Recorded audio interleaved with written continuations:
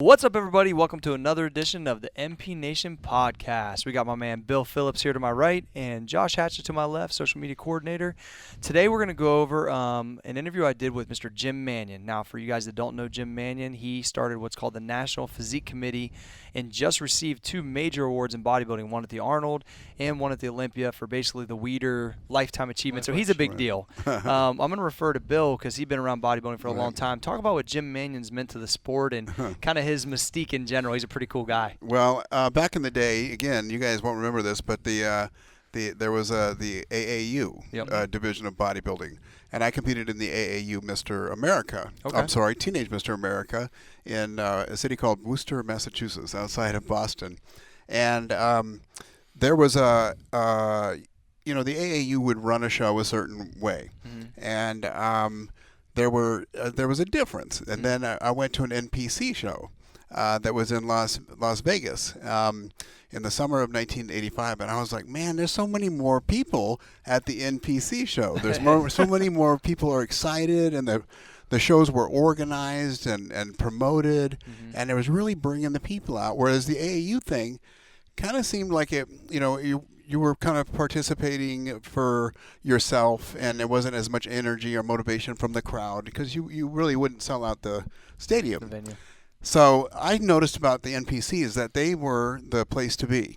Yeah. And back in the day, if you could be an NPC national champion, man, I'll tell you, that was like winning the Super Bowl. Oh, wow. For you as a bodybuilder. So my ring.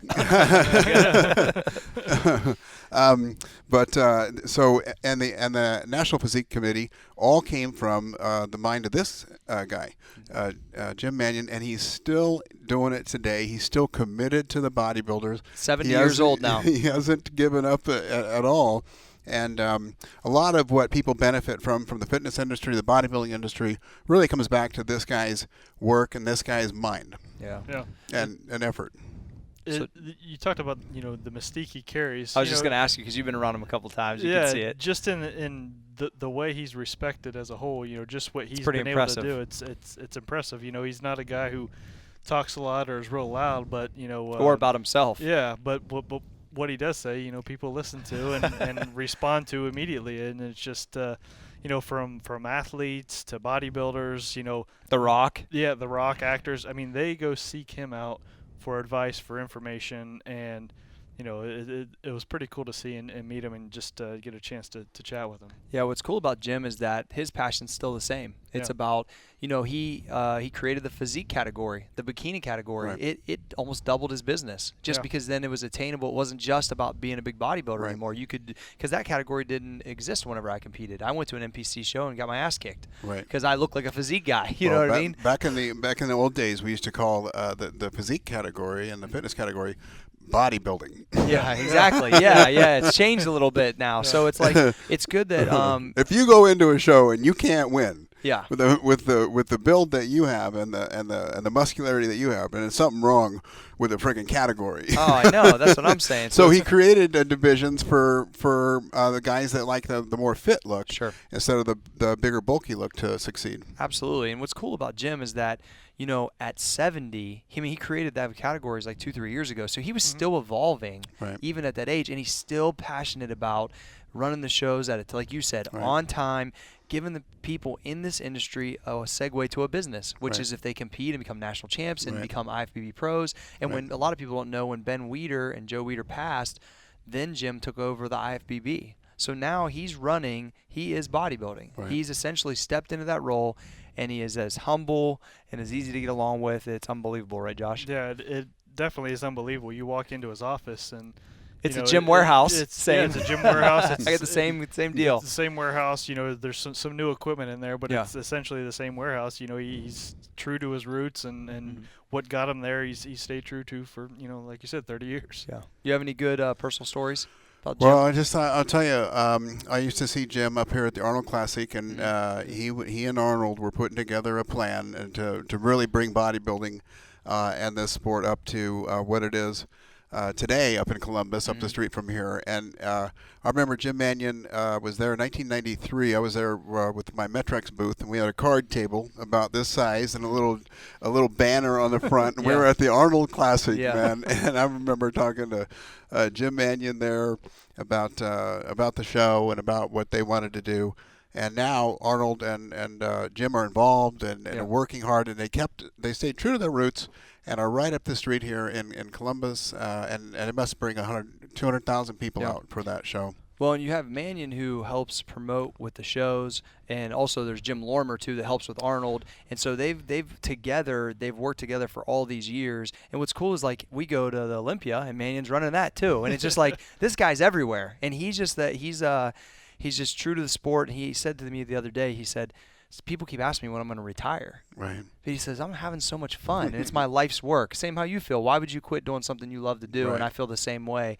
So hopefully you guys enjoy the interview with Jim Manion that we did at his warehouse, which is he's still lifting. I mean, he's still lifting with everyone now. Yeah, and he wanted to show us his triceps so bad. Yeah. He didn't do it, but we talked about it, and he talks about stories from Roberto Clemente training there in the early days to having Lee Haney through there, and he's just a really unique guy. And so if you're watching this right now, you're going to check out the interview with Jim Manion. After you're done, make sure you go and give us a 5-star rating on iTunes for Bill Phillips and Josh Hatchett. We appreciate you, and check out the interview. What's up, everybody? I'm Corey Gregory, co-founder of MusclePharm. Today I'm here with my main man, Jim Manion, president of the NPC. Don't leave me hanging, Jim. It's good to see you. So this guy right here is a pretty interesting fellow all the way around, but he runs bodybuilding. He's been in bodybuilding his whole life. We're going to get some behind-the-scenes stuff at his famous kind of NPC photo gym / Manion's gym here. Exactly. There's a good history here. There's a good history just of the organization of the NPC and the IFBB. We're going to kind of take you all over a little bit of Jim Manion's life. So let's start early, Jim. What was kind of what got you into fitness and kind of like headed towards this direction in life, man, in general? Well, I think I was in like 8th grade. I started working out for sports. Okay. Football, basketball. You're a big basketball guy. That's right. We talked about that. Yeah, you know that. You took me to the Cavs game, Yeah, we man. might have went to the Cavs game. No. Yeah, So, of course, I started training. Didn't think anything about bodybuilding at the time, but I always wanted to have muscles and looked in the Charles Atlas, kicking sand in people's face. So Charles Atlas. yeah, I love it. That's real history there.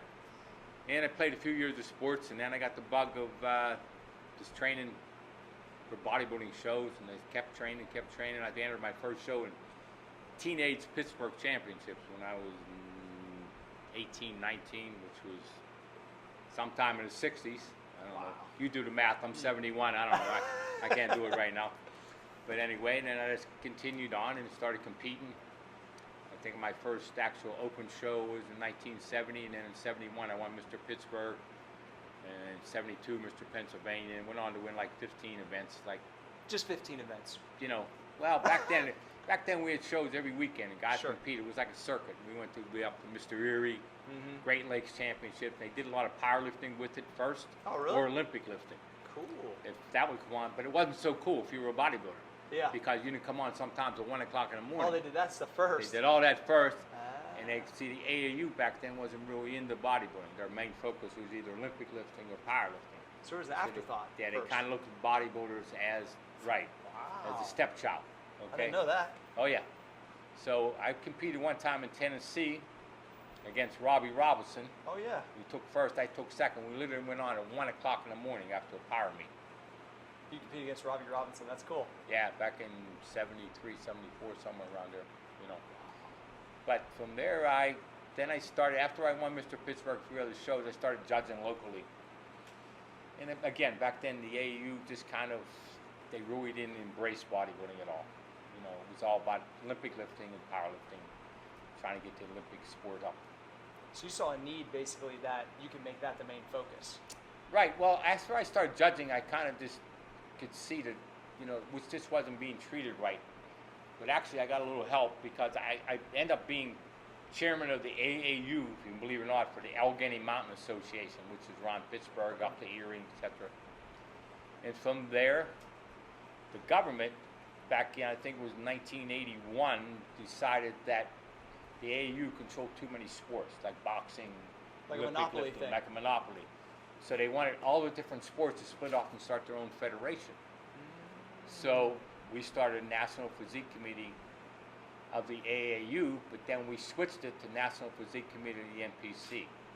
So that timing, like, really, you were sitting as the chairman when they were splitting. So that was like a huge opportunity exactly. for you. I was chairman of the AAU. Then I became chairman of the NPC. We formed a National Physique Committee. So then we broke away from the AAU because we no longer, we're told that, everybody has to start their own federation. It wasn't so easy. Yeah. But I had all the chairmen kind of in place from before with the AAU. So we converted them over. And I got elected as president of the NPC back in 1981. We held our first national championships in 1982. And we had a pretty good winner by the name of Lee Haney. Yeah, pretty good, I'd say. Who went on to become, as you know, 8-time Mr. Olympia. Wow. So it was a great start, But Yeah. from there, he's a good ambassador for the sport in general, right? Great guy. Still is. Yeah.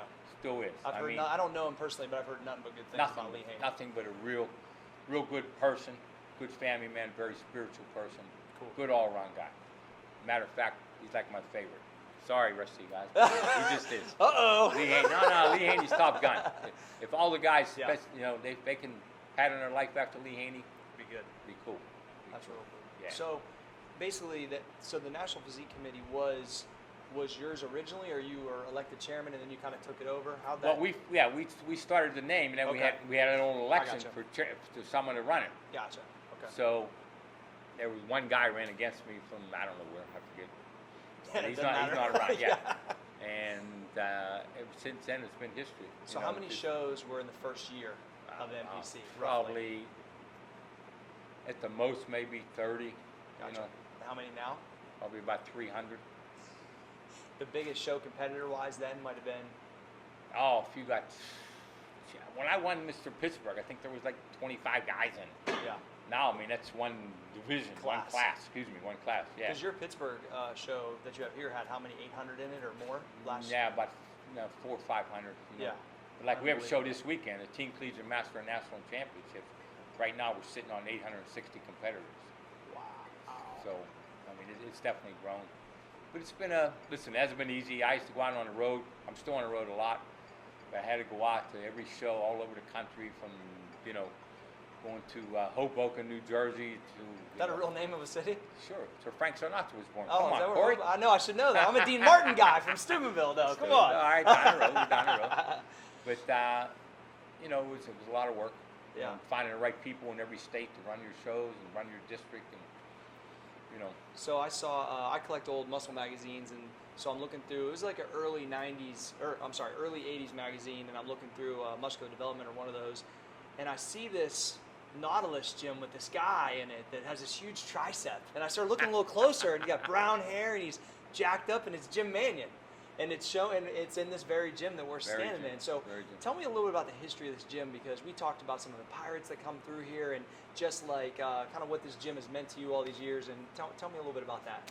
Well, there's a lot of guys, I guess, starting out, everybody thinks, so I'm going to have my own gym.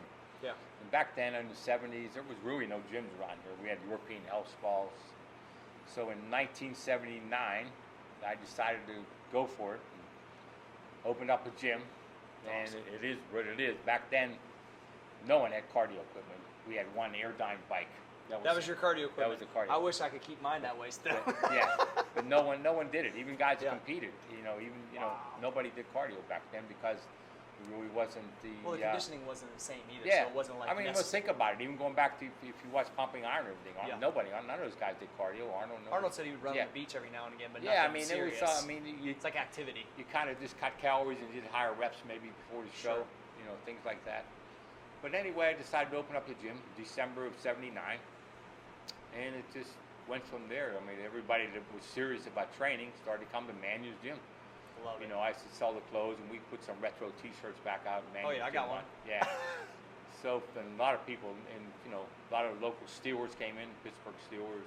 Yeah, which then were running. I mean, they were running the NFL at that point. The WWE wrestlers used to come in. That's cool. This was the place to be. Yeah.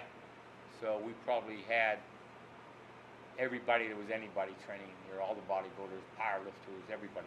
Jim's had literally everybody from Roberto Clemente to The Rock come through this place. Yeah, in Rock. a span of all these years, that just goes to show that real guys come through this place. The Rock was here last summer. His ex-wife and his trainer were competing in an event here in Pittsburgh. Yeah, that's cool. And real cool guy. Real cool. Really came through and Tell him this is kind of a funny story you told me that you were just gonna let him train, right? You were going home to do some work. Yeah, well, no, not really. To tell you to be truthful, every day. I mean, not that I'm old, but 71. I like to take my naps now and then in the afternoon because I like to stay up at night. I like to go out to dinner. My wife and I go out a lot, Sure. So I'm not one of these guys that go to bed at 9. Like I'll stay up till 12, 1 o'clock in the morning. Sure. So he wanted to come to the gym and train, but he didn't want anybody to bother him. So what's a better place to come than here? Private. On a Saturday afternoon. Yeah. So we opened up the gym. We come over, and my son JM came. I said, "Don't shoot any pictures of him until we said it's give okay." Him a space. Yeah, I want to give him a space, let him train. And I really didn't want to bother with him because I figured he wanted to work out. I understand that. But I was hanging with him the day before. I knew I'd see him at night. So I said to him, "DJ," everybody called him, Dwayne, "DJ, I'm leaving. I'm going home to take a nap." He goes, "What? You're going home to take a nap?" I said, "Yeah." He said, "Stick around. We'll do some photos." I said, "All right, great, cool." Yeah. But when I told you the story, you're like cracking up, Yeah, because it's just you treat him like a regular guy. Yeah. Because he's just an athlete like everybody else. Exactly. Just really good at his job. Really good at it. Really Yeah. good. He's very big. Very big. Tell me about, I love Roberto Clemente. That's like probably one of my favorite baseball players. Because growing up at Steubenville, I'm a Pittsburgh Pirate fan. Do you have like a good memory about him just being around in general? Just the kind of guy he was. A lot of people don't have any insight on Roberto at all. Actually, I had an insight on all the Spanish players. My friend, actually one of my original partners in this gym, was originally from Cuba. Oh, wow. So he knew all the Spanish baseball players. And we used to get tickets, and JM, my son, used to sit on Roberto Clemente's lap in my friend's house. Wow. Manny Sanguillen, who was That's JM, awesome. my son's favorite baseball player, who was Sure. the catcher. Yep. Rennie Stenton, all the guys. I mean, they were just such. And my friend, of course, they all went over to his house on Sunday Sure. because he had a little bit of money. He was wealthy, and he kind of always had the baseball players hanging out.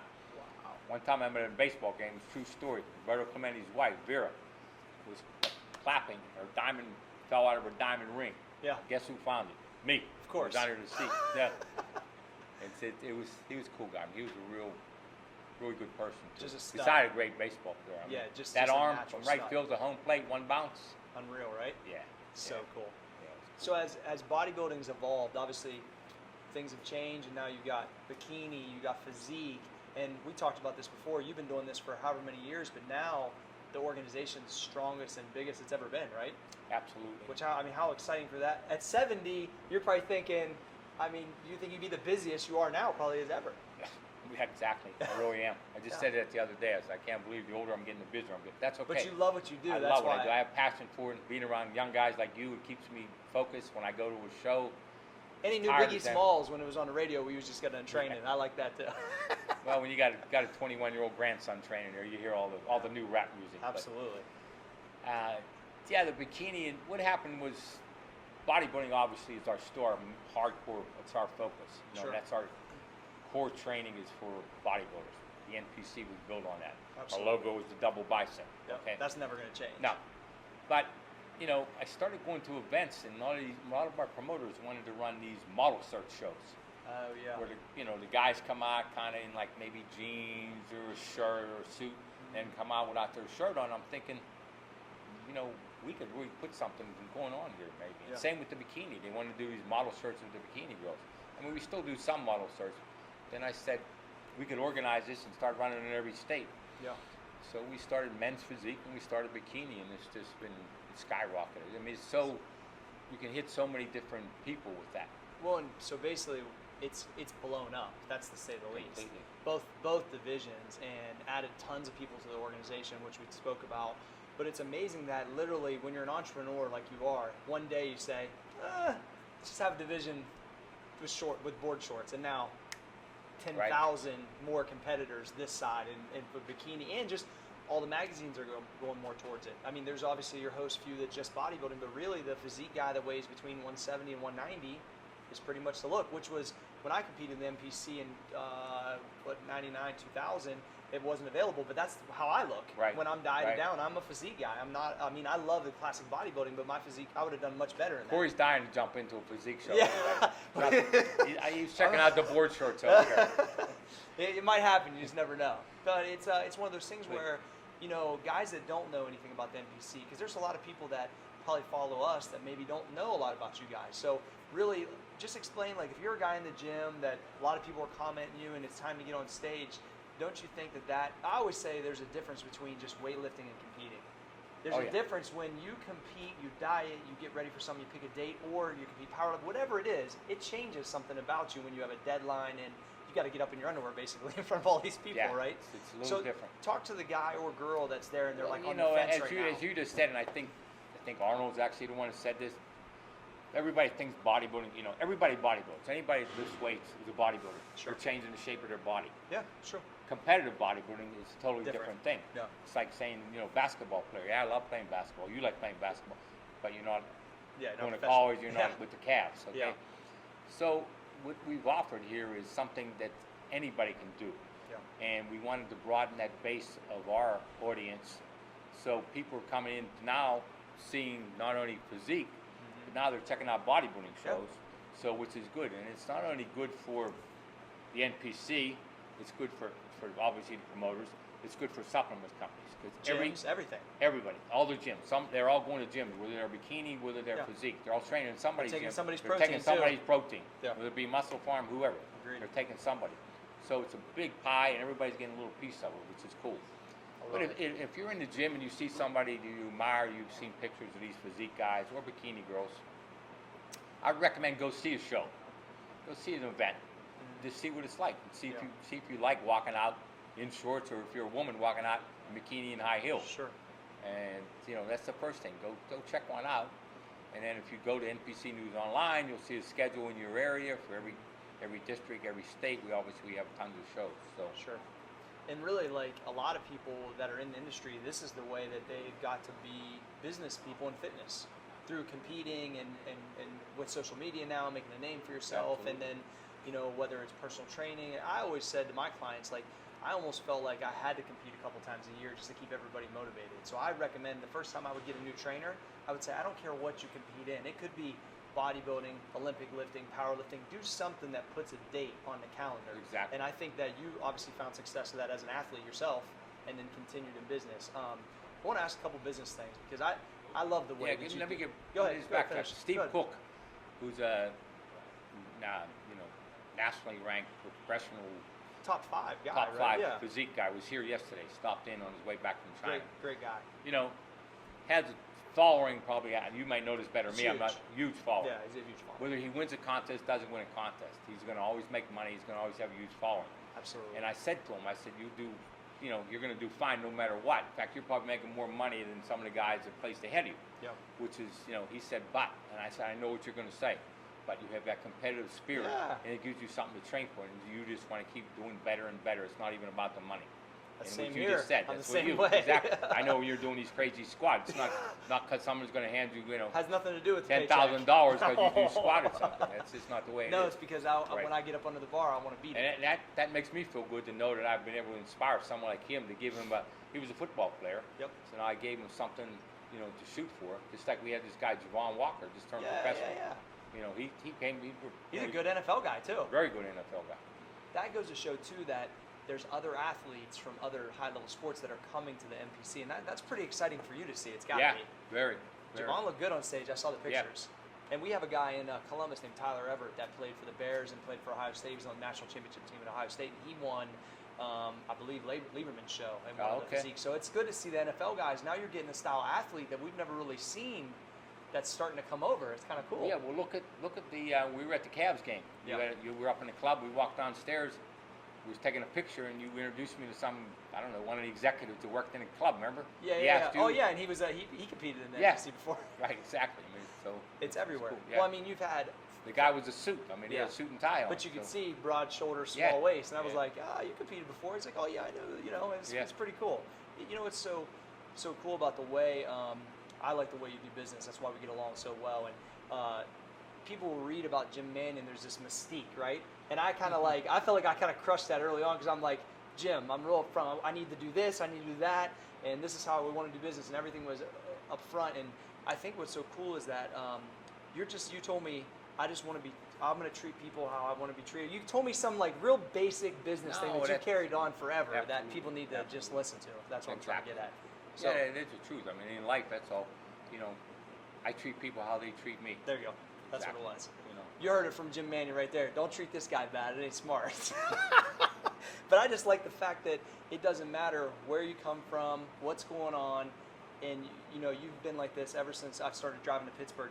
Because the relationship with NPC to MusclePharm is huge. Because we had just signed Arnold, which you have a couple good stories about Arnold too. We'll talk about. Just signed Arnold. Can't and tell said, them all. No, not all of them.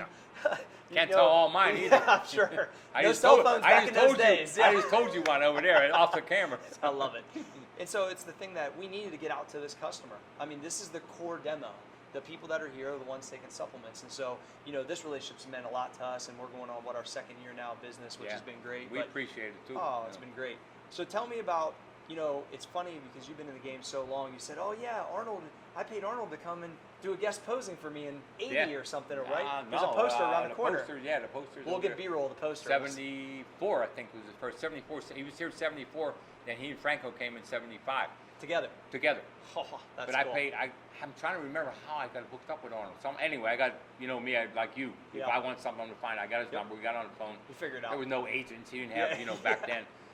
He said, yeah, $1,000. I go, all right. Now imagine I'm negotiating with Arnold over. I'm thinking, I guess so, 1,000 maybe. Okay. Cool. So I paid him $1,000 to come, and I sold like 1,500 seats or 2,000 seats at the Hilton Hotel downtown. I go, that was a great $1,000 investment for sure. His draw was huge. In 74. And then I brought him Franco back the next year. Franco's awesome. Yeah. So Franco blew up the hot water bottle. Oh, he did like the exhibition he did all stuff the bars and everything. Yeah, it was cool. That's real. But then it was pretty tough. That was a real hard act to follow. After that. So. Real hard. Well, so the fact that you were around right during the pumping iron time, like in the game, what did you have any clue like? When you knew that was going on, that would impact like basically the entire industry like it did? I mean, give me your take on that. Nah, I don't think any of us did. I mean, we just thought it was cool. Yeah. That George Butler was going to make this movie. Sure. About our sports. Yeah. About bodybuilding. I mean, and everybody flocked to see it. I mean, I remember cool. where I remember the movie theater I saw it here in Pittsburgh. Yeah. So it was. So it is truly one of those dates, like when certain things happen in life. You remember, I was there on this day and this time at this movie theater. So it was impactful. I mean, it was just really, I don't know if it changed the industry, but it sure changed it for us as bodybuilders, thinking, wow, this is really cool. I mean, now we're exposed to the whole world. Well, there was a true star. That's the other thing. When Arnold came over here, it changed everything. Well, that was kind of the difference, and nothing against the latest one, the Generation Iron one that came out. It's a different time. Yeah. Arnold went on to become obviously who he is. Yeah. So that's what made Pumping Iron the unique movie. Probably. Yeah. If Arnold hadn't gone on to be who he is, then the movie might not have had such an impact to anybody nowadays. And of course they never thought about doing the next one. Sure. I thought the second one could have used a lot of changes, but sometimes first things are so great it's hard to follow them up. So I want to talk about Joe Weider a little bit. Obviously, you worked with Joe off and on for a long time. We see a picture of him up behind us.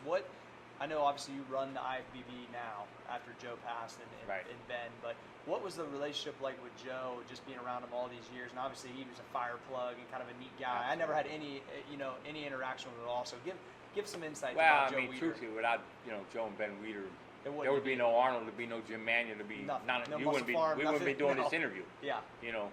These guys just had a vision. They had a passion. I mean, Joe had the real passion for the bodybuilding. Did you just feel it on Joe? Oh, yeah. I mean, I would meet Joe in the 80s at Gold Gym Venice, and they had a posing room then. I mean, he'd come in, take his, sport coat off, take his tie off. Yeah. Flex the arm this way, he just loved being around the guys. Yeah. And no matter if you take someone to his office up in Woodland Hills, I'd always tell the guy, do like some push-ups downstairs and get a little pump. Get ready. First thing he's going to say is, let me see your arm. If I took you in his limit, then he sees that magazine the whole time, so don't he? He's looking. He's on focus. But the guy was incredible. I mean, I am who I am, taking over the sport as far as everything goes. But Joe Weider, I mean, he really was the godfather. I mean, you know. It's pretty awesome. So I'm one of the few people, and Josh, who's behind the camera, you can't see him right now. We got to go through every take of pumping iron that's ever. Like it took 6 months to get digitized on a reel from Arnold's office. So I've seen every take that was ever shot, and there's a lot of footage with him and Joe just talking. And so I'm pretty privileged to see how they interacted in that exact time frame, which not a lot of people have been able to really see personally. It's pretty awesome. Joe, and one thing funny about Arnold is he's jacking around with I Joe was just going to say the that. entire time. Arnold used to bust Never Joe. serious. He busted balls all the time. Really, I mean, you know. we were they were sitting at a table. Me and Josh were cracking up over this one, and Joe's trying to be serious, telling Arnold, now we're going to do this thing in next magazine where, you know, your bicep, and we're going to do the beginner. And Arnold's flexing. He's like, you mean right here? This is amazing. I know. Like, just Arnold, be serious. Like the whole time. It's just so funny to see like their interaction and kind of get a peek of that. It's pretty neat. Talk about. Yeah, I mean, Arnold was very close to Joe. Yeah, I know that was a sad time for him when Joe passed. And what about, like, you received the Joe Weider Lifetime Achievement Award? You were, I believe, the first guy to get that, right? Well, at the Olympian, you got another one at the Arnold. Yeah. I mean, you got, it's funny because we were kind of jacking around talking about, like, I'm going to get this award at the Arnold. Then I read about it. It's like, the one they give it to ESPYs for, like, the Lifetime Achievement Award. But what would that mean to be recognized? Because you're not the guy that's all over social media and do all this stuff. You just do your thing. And I'm not a guy that wants to go up on stage and really make speeches. That's not really your thing. Like open up the show, like a lot of people go up and say, I know what the fans are there for. The fans are there to see the event, and all the speeches are kind of boring, But it was it was a great honor. Obviously, I say Joe was obviously a great inspiration to me, and so was Ben.